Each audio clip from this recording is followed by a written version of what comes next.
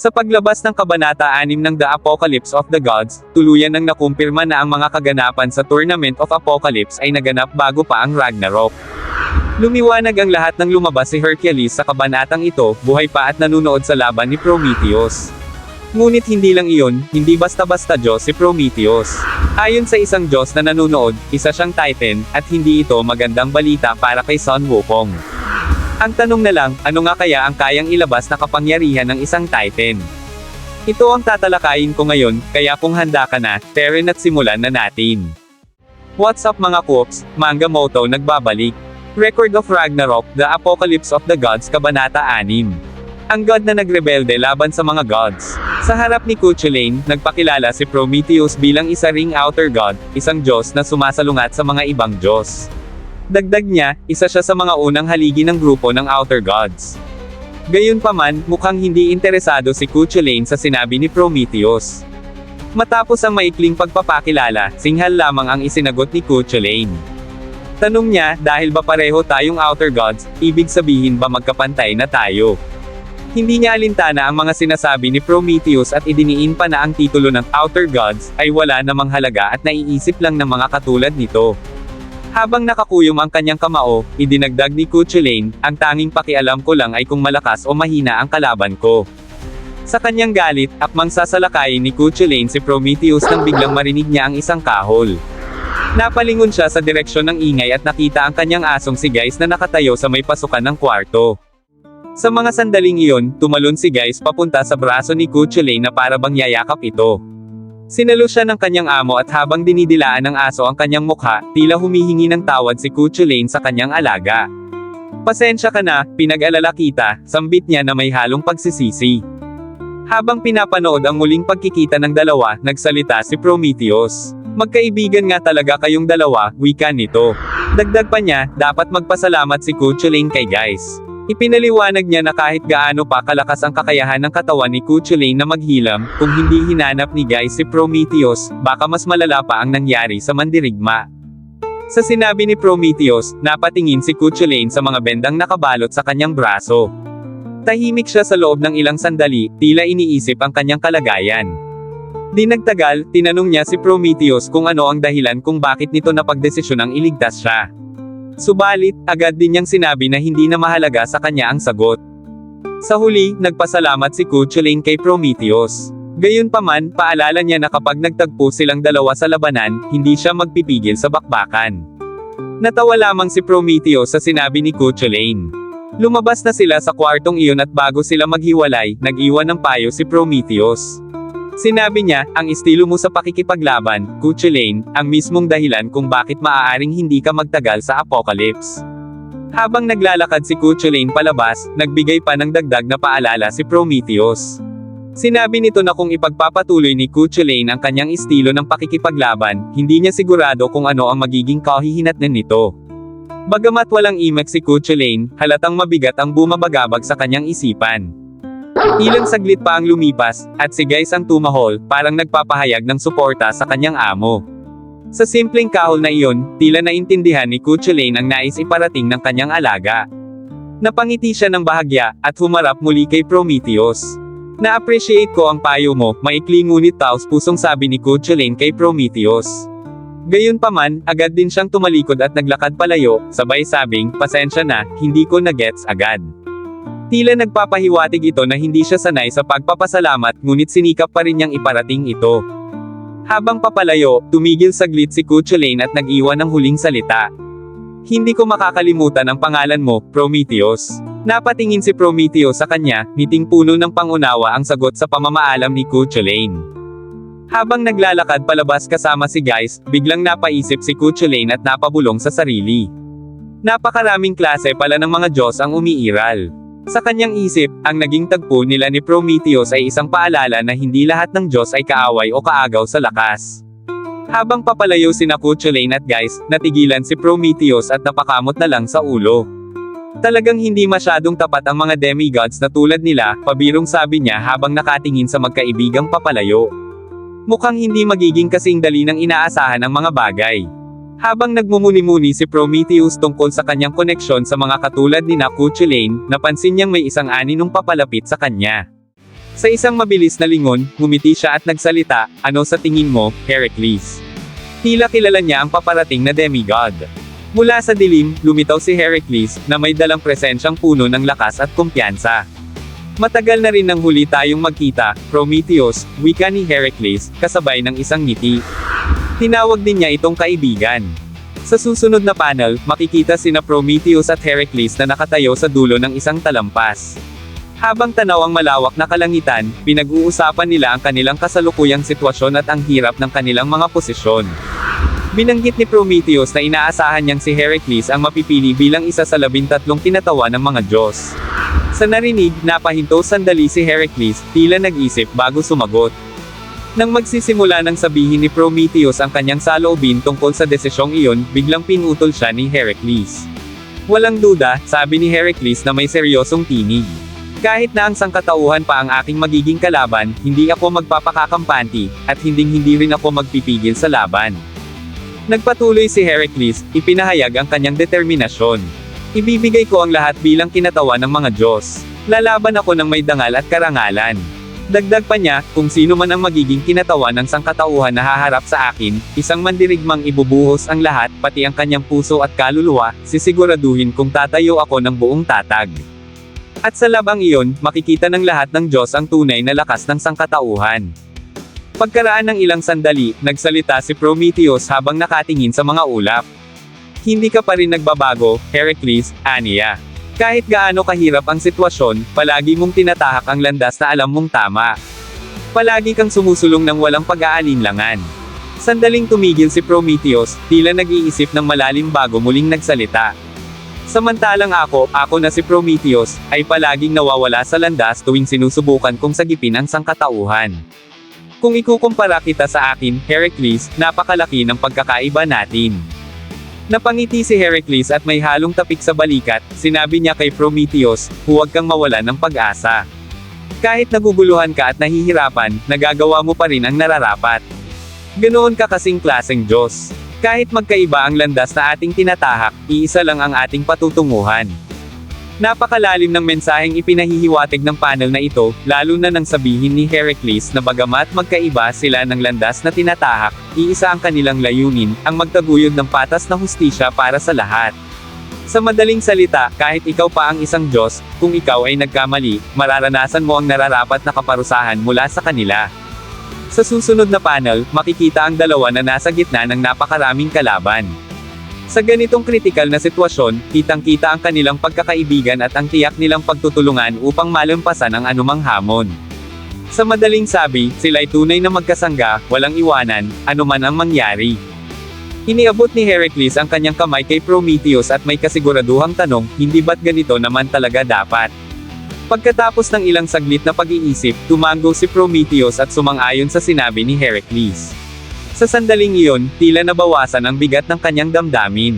Sa kasunod na panel, lumipat ang eksena sa arena. Naririnig ang boses ni Jarl na tumutok sa mga manunood. "Salamat sa inyong matiyagang paghihintay. Narito na ang pangalawang round ng Apocalypse." Sigaw niya. Ngayon, oras na upang pumasok ang mga kalahok sa arena. Sa kaloob-looban ni Prometheus, labis siyang nagpapasalamat kay Heracles. Samantala, sinimulan na ni Jarl ang pagpapakilala sa kanya sa mga manunood, binibigyang diin na ang Apocalypse ay hindi biro. Walang anumang eksaherasyon, ang labanang iyon ay nagaganap para lamang sa kapakanan nilang mga Diyos. Unang pumasok si Prometheus sa arena. Habang naglalakad siya, malinaw ang determinasyon sa kanyang mukha. "Hindi na ko magdadalawang isip pa," bulong niya sa sarili. Nagpatuloy si Jarl sa pagpapakilala, binibigyang diin ang makasaysayang presensya ng kalahok. Sa buong kasaysayan ng makalangit na kaharian, siya ang isa sa mga pinakasikat na makasalanan. Isang titan na naglakas loob na lumaban sa mga Diyos. Tumahimik saglit ang mga manunood, ngunit ang iba ay hindi napigilan magsabi ng hindi maganda kay Prometheus na isang titan. Pagpapatuloy ni Jarl, ang isang tanong na nagdagdag ng tensyon sa tagpo. Mula sa langit, ninakaw niya ang apoy at ibinigay ito sa sangkatauhan.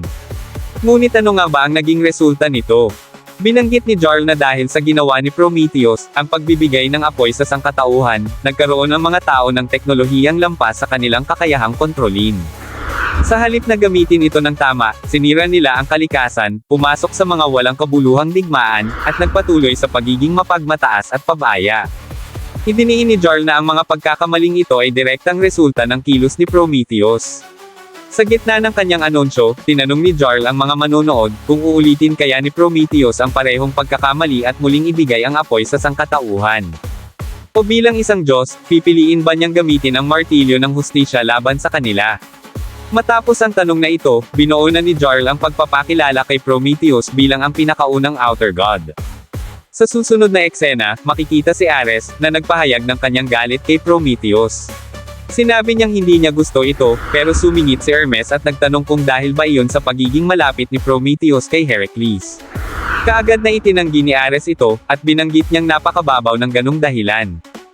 Ipinaliwanag ni Ares na ang totoo niyang galit kay Prometheus ay nagmumula sa ideya na, kahit isang Diyos ito, masyado itong nag-aalala sa mga resulta ng kanyang mga gawa.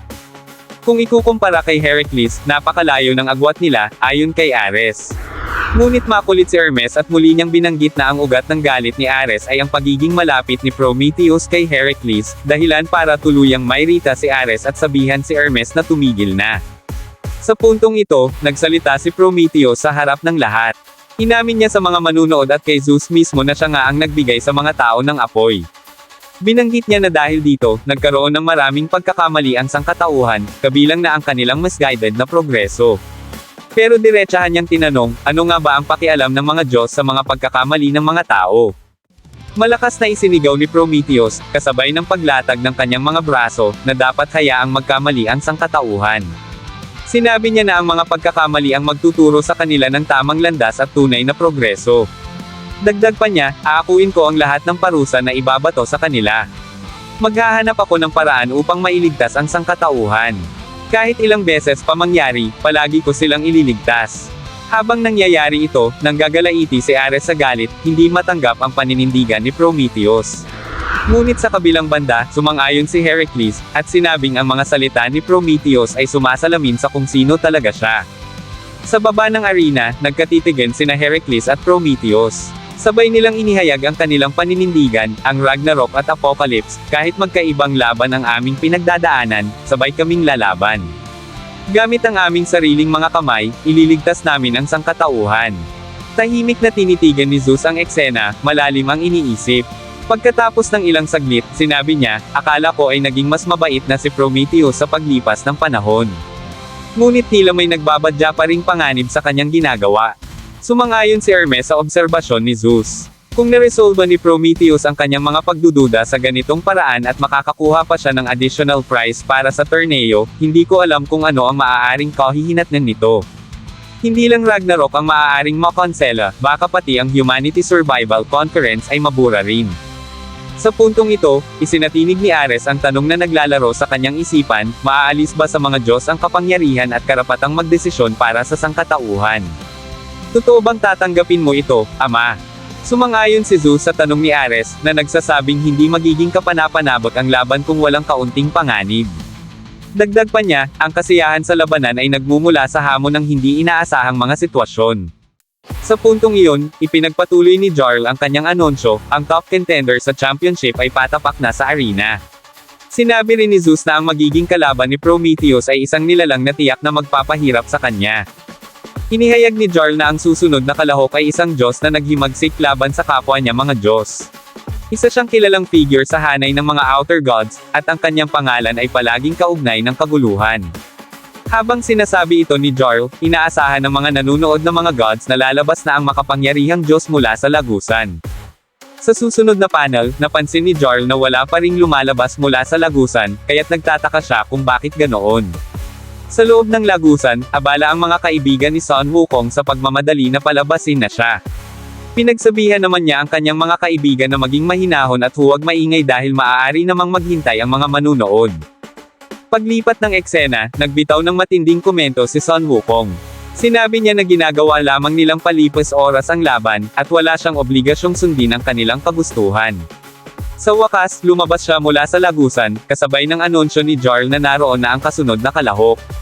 Ayon kay Jarl, inaasahan niya ang ganitong pag-uugali mula sa kalahok dahil kilala ito bilang isang free-spirited na nilalang.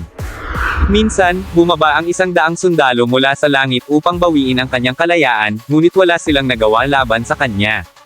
Sa isang iglap, binalasa ni Sun Wukong ang 100 Diyos ng walang kahirap-hirap.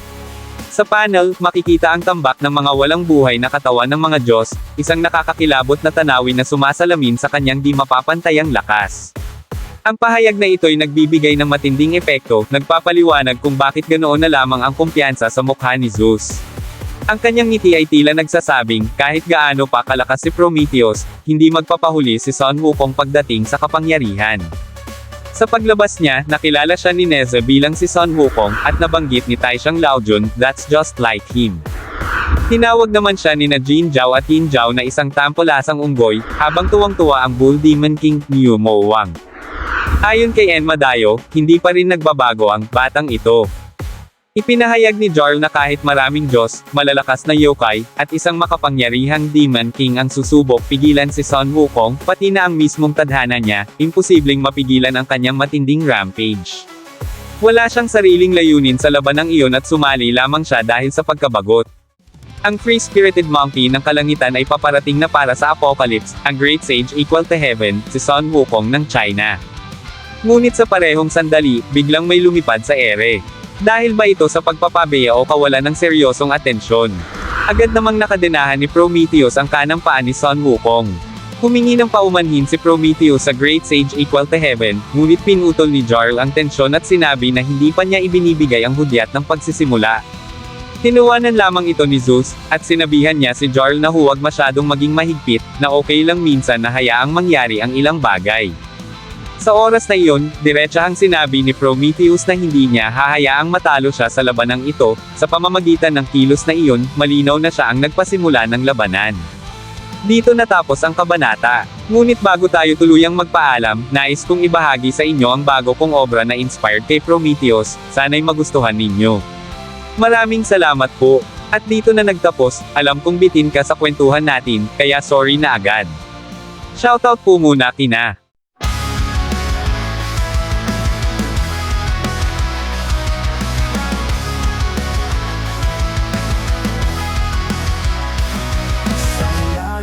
apoy, ito'y magsisimula. Ang hihip ng hangin, dalay pag-asa. Kasama ang mga Valkyrie, handang lumaban. Demigod sa tabi, ilaw ng daan. Inat ang tapap, sa mga kadena'y dumabo. Pag-asa ng mundo.